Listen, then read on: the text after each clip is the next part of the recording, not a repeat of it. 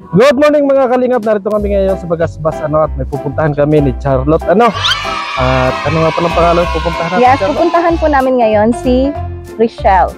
Richelle. Okay, Yes. tara na. At sino magdadala ito? Charlotte o ako? Ako na lang. Yan. Wala talaga yung trip si Alam mo Charlotte, yan yung tinutulungan ng kalingap na operahan. Yan yung bata yung dalaga. Yes, I remember we visited here last time. Di ba nakapunta You were tayo with me that Yes. time. Yes. Oh my God, why can't you remember? So, papunta na po kami sa bahay ni Richelle with Birador. So, by the way, kami po pala yung cast ng Biralot. The main cast of Biralot. So, while we're walking, gusto lang po namin magpasalamat sa mga solid Biralot. Yes. At lalabas na po yung part 3. Panoorin niyo po mga kalingap. So, ito na po. You should go first. Ito tayo at ayan, medyo malayo-layo yung ating pinuhutan ng bigas. Mga kalingap. Talagang inaano natin ang pagiging isang charity vlogger mga kaibigan habang nandito tayo sa Dait. Bibisitahin po natin siya para makipag-update. Yes. Yes. Parang may tao kaya o Sumigaw ka. tao po! Oo. Baka may iro!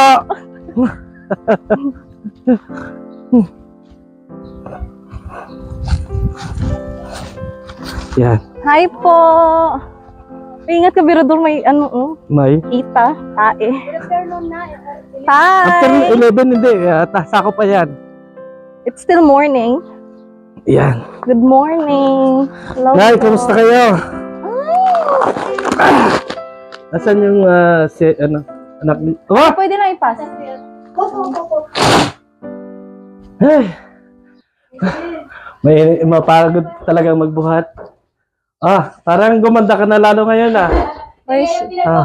Wow! Oh, you look much better than last time. Yeah. Naka-recover na po siya, ma'am. Hello. Pinapunta nga pala kami dito ni Kuya Bal kasi pina-update kung kumusta ka na, Kamusta kung na anong yung- kalagayan mo ngayon. Yeah, yung karamdaman. Sama ko pala si Charlotte. Ako nga pala si Birador, baka hindi mo nakikilala. Ako Kilala po mo si na. Ros. Yes. Ma'am. I know you na. So, kamusta ka? Okay na. So, how do you feel na? Okay na po, good na. Good na.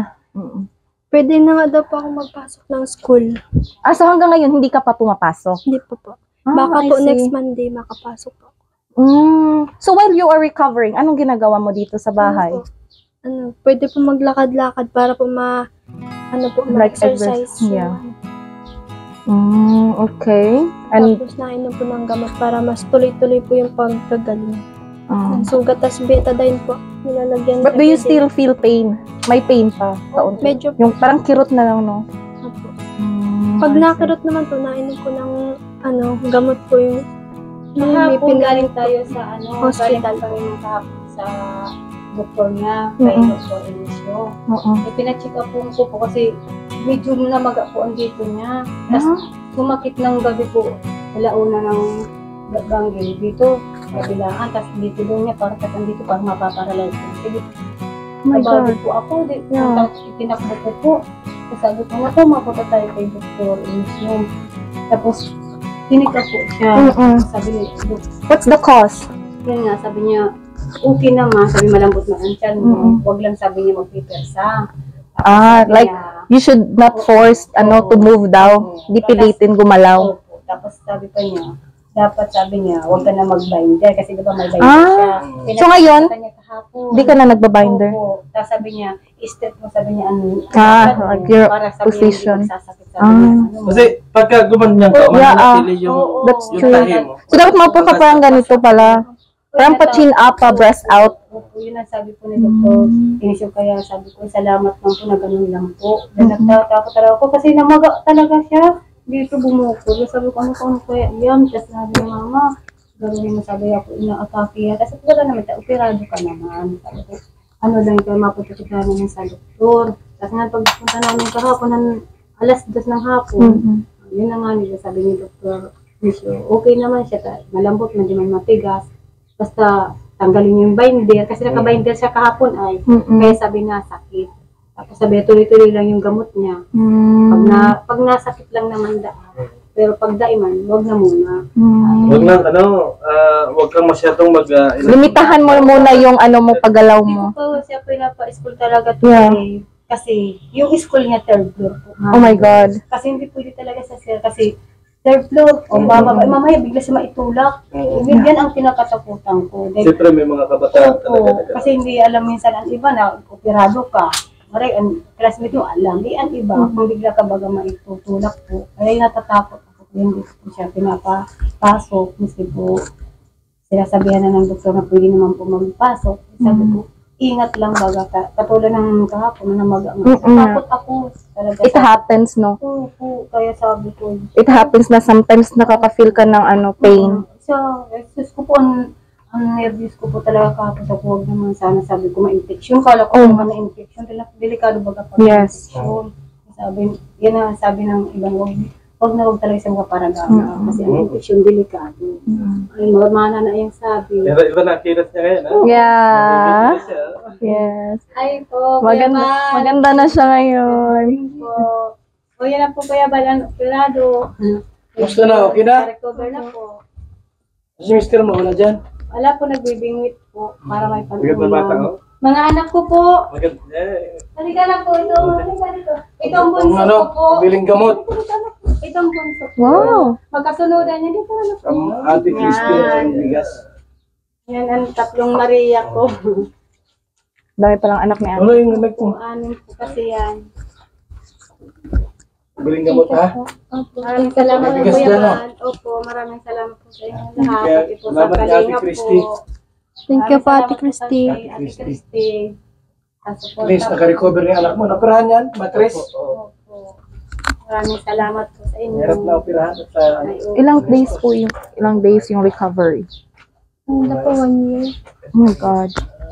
Kasi po, pag magaling na po sa labas, sa loob na po, medyo ano pa na po yun. Pusa. Parang, ano po, may masilan pa. Oo. Hindi pa nag-heal yung nasa loob mo. Oh my. Ano pa yan po ay sariwa pa. Yan daw. Huwag mo yan, nangahiya naman. Naka-live, naka-ano. Dalaga na yan. Dalaga na yan, yung bata. Naibig na. Kaya pala nagagalit nga siya doon. Ano ay naoperahan siya pag may tao. Siyempre, dalaga na yan. Hindi na yan. Tut. Ilang na yan yung tama. Kaya iwasan mo yung dito ka lang sa bahay. Yung dahan-dahan na lakad lang. Medyo, sabi nga lang ay dalagang Pilipina. Hindi nag-ispila yan. Hindi pa po Kuya Bal sa ngayon. Kasi kahapon po Kuya Bal, pina-check upan ko, natakot ako namaga po yung ano niya, kaliwa yung sa inoperahan niya. Tapos hindi nakapunta po kami kay Dr. Emisyo. O nakumpira sa tanggal yung Opo, kaya natakot ako pero pinatanggal man po sa kanya ang binder kasi sabi niya, yan ang nakakasakit, huwag mo pasanayin. Tapos strict mo lang sabi niya, ano mo na. Walang gamot, niniinom yan. May Ayun, maintenance kahapon po, nabilhan ko man po siya kahapon ng gamot. Tapos yung ano niya, mabibilin po niya ngayon yung amoxicillin. Amoxicillin. Amoxicillin. Ano? Basta baka sila doon. Opo. Kaya, So, nung ginagawa mo lang dito? Higa lang. sa lahat. Nasa Mga sa kalim, pa lalo kay Kuya makalakad Bal. hanggang dito. Yan lang. Pero I'm pretty sure you're bored na. Opo. Yeah. Basta talaga mag-miss ko. Gusto mo na mo. Are you a senior high student? Grade 12 po. Grade 12. Yeah. What would you like to be back? Kaya sabi ko sa kanya, dapat sabi ko pag ang pagaling ka, saka pag magtapos ka, para sabi ko. Take your time. It do happens naman. Pero take your time. Kaya nga, You will surely, mahihil ka rin in the right time. And make yourself busy na din. Don't think too much. Ang hirap kasi mahirap pagkapag naoperahan. talaga. Mahirap saka mahirap din talaga. Gusto niya mag-aral po, huwag na talaga muna mag-aral. Kasi third floor on ano mo. Di ba pwede namang yung ganyan na may pwede mag-online class yan? Pwede naman po kasi Para sa hindi siya naiiwanan ano lang, sa subject. binigyan talaga po siya ng Module. Opo, tapos Oo. yung taste paper, Oo. yan, 3 beses na po siya binigyan dito. That's Kaya pala, good. teacher nga pala yan eh. Ay, Alam pala niya opo. kung ano yung gagawin. Ay, alam ni ma'am. Opo. Yun. Kaya sa ako po na-submit pag na-answeran na Yeah. niya po. That's much better. At least hindi nagsa-stop. Kahit nandito ka sa bahay. Kasi mahirap maiwanan ng subject. Maiwanan siya course. ng subject. Maghahabol siya ng maghahabol. Hanggang sa ma-stress Tapos siya. mahirap din mag-adjust. Naiintindihan ko yung kalagayan niya. Kaya nga po, kaya salamat at sa Diyos at So, pananay, Oh, sige po, kami po maraming ay salamat po. aalis na, no? Basta, ang ano natin ay mag-ingat lagi, ano? At ikaw, Nini, dahan-dahan yung I'm very dalagang happy that Pilipino. she is so much better than before. Hindi Yeah. katulad dati. Yeah. Ano, Yeah, first time kong pumunta dito, I saw her. Naikala ko ikaw yung, hindi ikaw yung pumunta dito. Siya yun. Siya no? na. I Kasi did. siya, ikaw, pangalawa mo, di ba? Yeah, Pangalawa. this is my second time. Pero nanood lang ako that time, observation lang. Nanood lang siya. Yeah. So, Lalo ka ganda. Napangit wala ako nung pumunta dito. so bakit ka? Naligo kasi ako ngayon. So, pananay, kami uwi na. Lalaad sa kami, no? Ma'am, salamat. Okay, thank you. Thank you so Alis na tayo. Yes, bye-bye. Hope to see you again, okay? Yes. Thank you so much din po Kuya Bal sa pagdala po ulit sa amin. Opo. Thank you so much po. Pagaling ka na. Yes.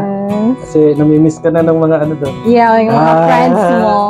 So, tara na, Charlotte. Okay, thank you po and see you next time. Ingat always. Ay, ilang anak? Ano po anak ko? Ay, bongga. 3 lalaki po, 3 babae. Ay, tapos siya yung ano, Yan po, I see. yan pong dalawa ko. Ano pong cause ng ano niya? Ay, I mean, yung cause ng Ay, operation. Ano, yung sa ugali.